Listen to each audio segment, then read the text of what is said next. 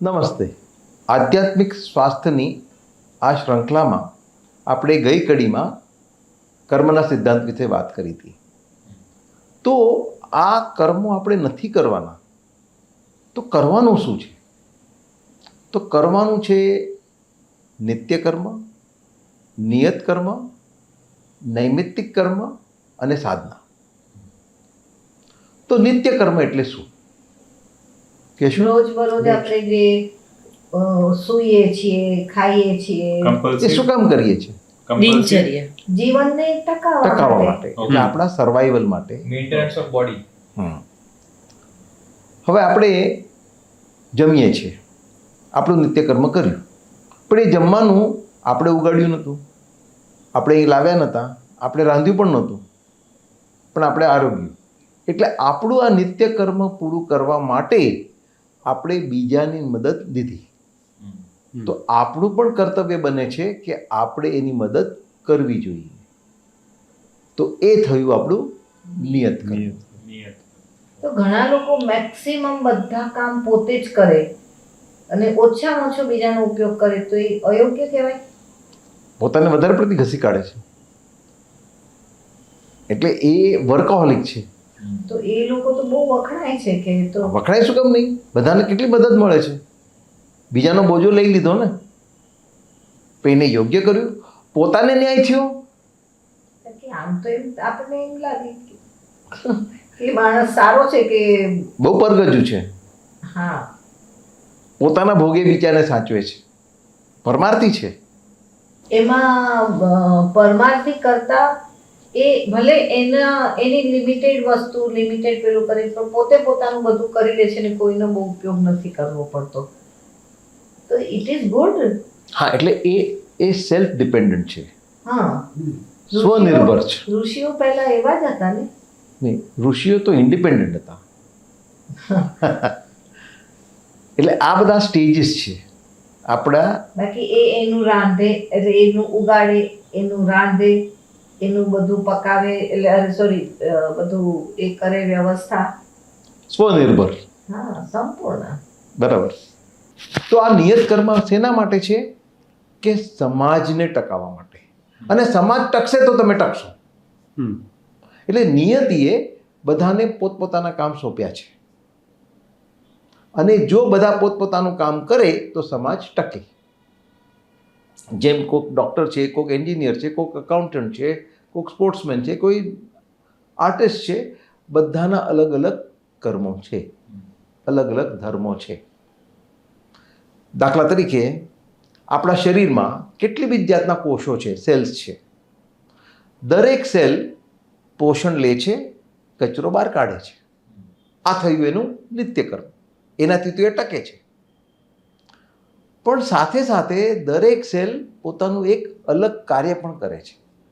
જેમ હાડકાનું અલગ કાર્ય છે, સ્નાયુનું અલગ કાર્ય છે, રક્તનું અલગ કાર્ય છે, મસ્તિષ્કનું અલગ કાર્ય, ચામડીનું અલગ કાર્ય છે.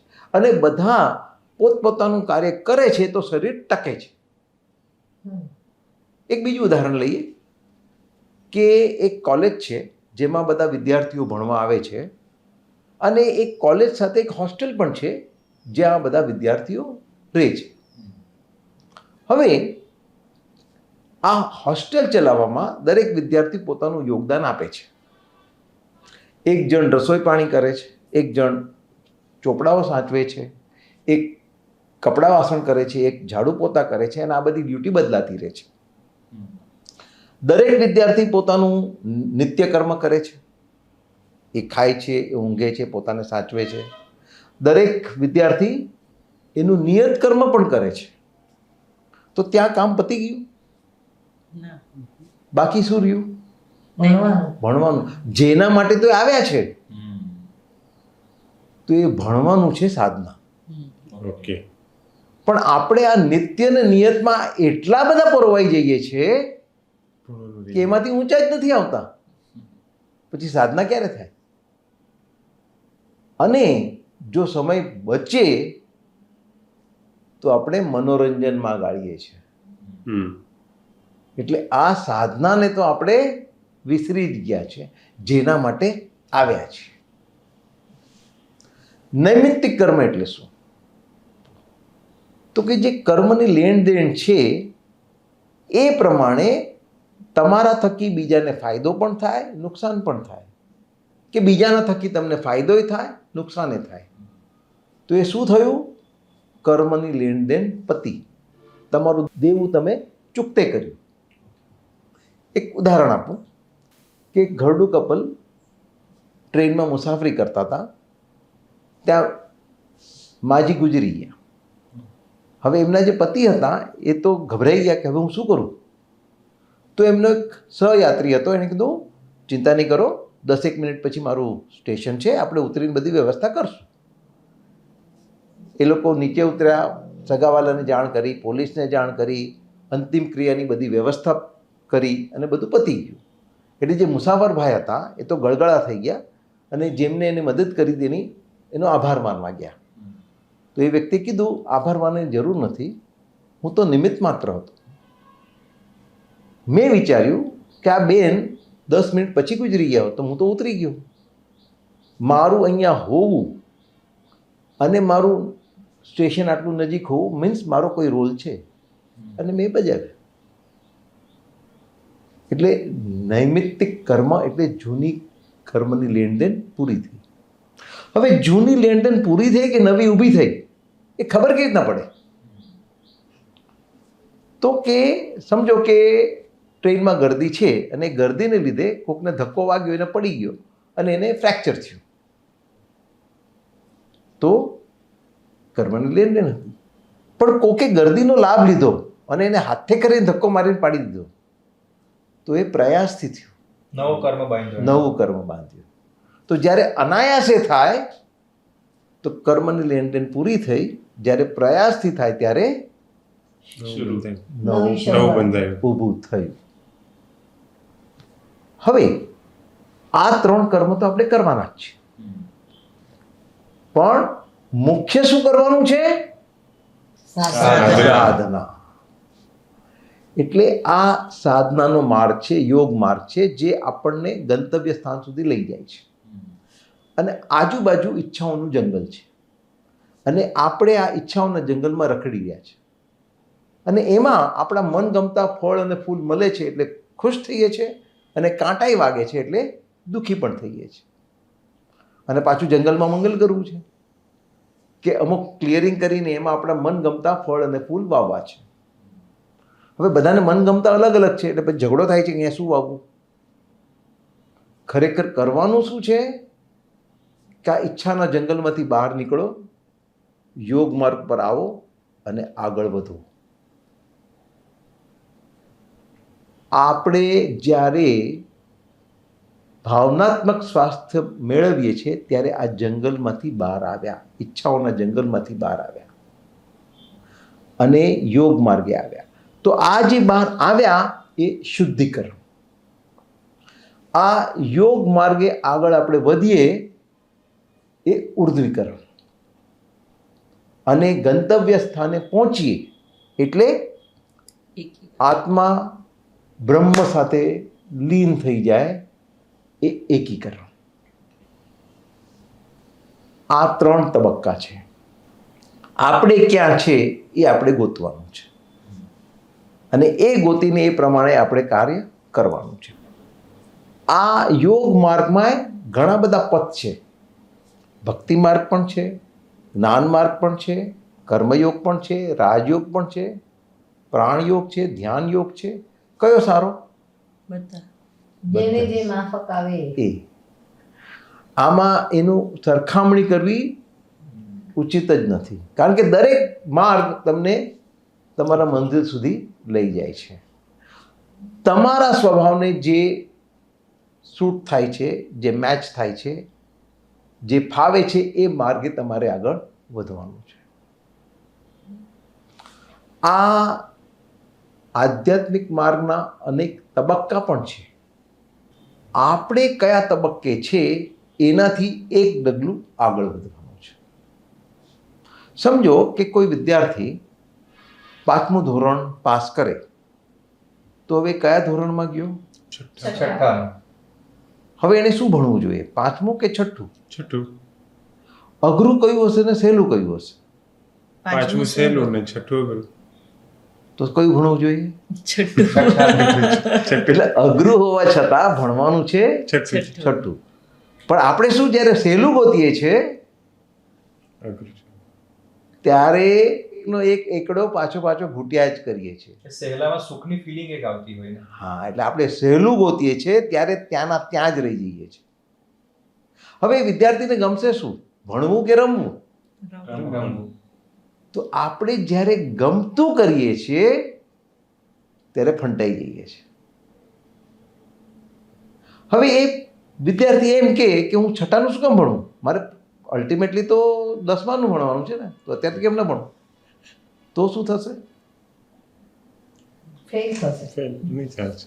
એની પહોંચની બહાર છે, સમય વેડફાશે એનો. સેમાય વેડફાશે અને એ તો ત્યાંનો ત્યાં જ રહી જશે. એટલે એટલો હાઈ જમ્પ પણ નથી લેવાનો. કદાચ ફ્રસ્ટ્રેશન પણ આવી જાય હસ તો આવે જ ને, એટલું ઊંચું અને છાંડી જાય. હા પછી છોડી દે ભણવાનું. ગભરાઈ જાય. હવે એને ભણતા ભણતા કંઈક સરસ જાણવા મળ્યું, એટલે મને જે લાભ થયો એ બીજાને પણ લાભ થાય કરીને એ જે ભણ્યો એ બધાને ભણાવવા બેસી જાય તો શું થાય? અટકી ગયો. એ અટકી ગયો. અને બીજું કે પોતાનું અધૂરું જ્ઞાન બીજાને આપે છે ને. હા, પણ અત્યાર સુધી તો જ્ઞાન હતું એ આપે છે, બહુ સારા ભાવથી આપે છે કે મને લાભ થયો એ બધાને થાય, પણ પોતાનું ઉન્નતિ અટકી ગઈ.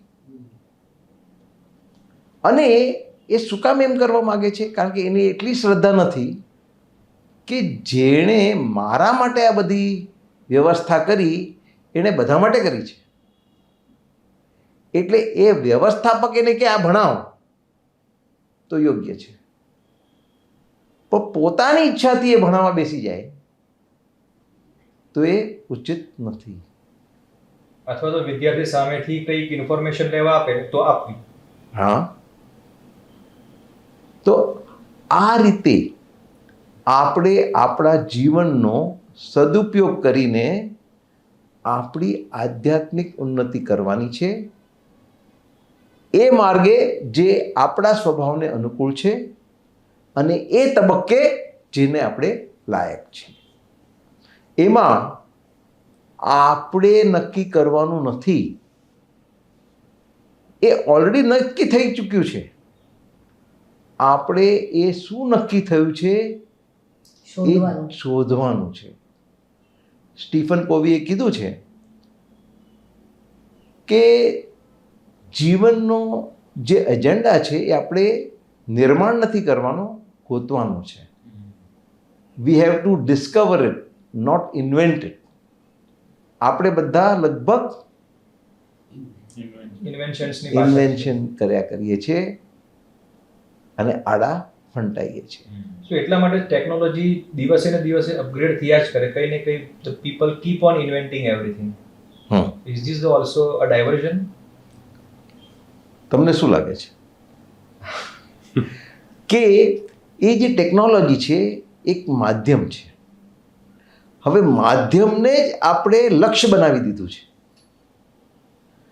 એમાં જે મૂળ લક્ષ્ય છે એને તો ભૂલી ગયા છે, વિસારે પાડી દીધું છે. અને આ જે ટેકનોલોજી એડવાન્સમેન્ટ છે એ કોને સર્વ કરે છે, કોની સેવા કરે છે? સોસાયટી. મનોરંજનની. હા, આટલો બધો ઉપયોગ શેના માટે છે? પણ બધું તો મનોરંજનમાં આપણે ધારો કે સાયન્સનું ને ટેકનોલોજી બધી જ. બધી માનો કે સ્પેસની ને બધી છે, એમાંથી ઘણી બધી માહિતીઓ પણ મળે છે. ઇનર સ્પેસ ગોતો ને, આઉટર સ્પેસ ગોતવાના બદલે. એટલે આમાં આપણી મરજીથી આપણે જીવન નથી જીવવાનું. કુદરતે જે રચના રચી છે એ ગોઠવણમાં આપણે ગોઠવાઈ જવાનું છે. આ રિસર્ચ ને બધું કુદરત જ આપે છે ને, કોઈકને ને કોઈકને શક્તિ. એનો યોગ્ય રીતે ઉપયોગ કરવો એમાં કોઈ જરાય નહીં, જરાય ખામી નથી. હા, પણ એનું સેન્કશન હોય તો. કુદરતને જ્યારે એ શોધ મંજૂર નથી તો એના પર પાણી ફેરવી જાય છે. જેમ દાખલો લો આઇઝેક ન્યૂટનનો. ઘણી બધી શોધ કરી, મહાન સાયન્ટિસ્ટ, વરાળ વૈજ્ઞાનિક. એના કૂતરાની વાર્તા ખબર છે કે એણે બધી જે ઘણી શોધ કરેલી એ બધું પડી હતી, એમાં એના કૂતરાએ કૂદકો માર્યો અને એમાં એનો જે દીવો હતો એ પડી ગયો અને બધું બળી ગયું. અને એમાં આ ઉદાહરણ શેના માટે આપવામાં આવે છે કે આઇઝેક ન્યૂટનની મહાનતા, કે કૂતરાને વળ્યો નહીં, પણ કુદરતને એ મંજૂર નહોતું આવિષ્કાર અત્યારે આવવાનું. એ જ રીતના થોમસ એડિસન, કહેવામાં આવે છે કે એની જ્યાં ઓફિસ હતી એ ભડકે બળતી હતી. અને એ ઉદાહરણ તો શેના માટે આપેલું કે એના દીકરાને એમ કહે છે કે જ્યાં તારી માને બોલાવી આવી આ ક્યારેય નહીં જોઈ હોય, પણ સો બેલેન્સ્ડ. પણ એ બધું બળી શું કેમ ગયું? મંજૂર નહોતું. કુદરતને મંજૂર નહોતું. એટલે કુદરત અલ્ટિમેટલી તો ફરી જ વળે છે, પણ આપણામાં જો શાણપણ હોય તો એને કેન્દ્રમાં રાખીને જીવીએ, ન કે આપણી મહેચ્છાઓને. તો આવતી કડીમાં આપણે આ જ વાત ઉપર આગળ ચર્ચા કરશું.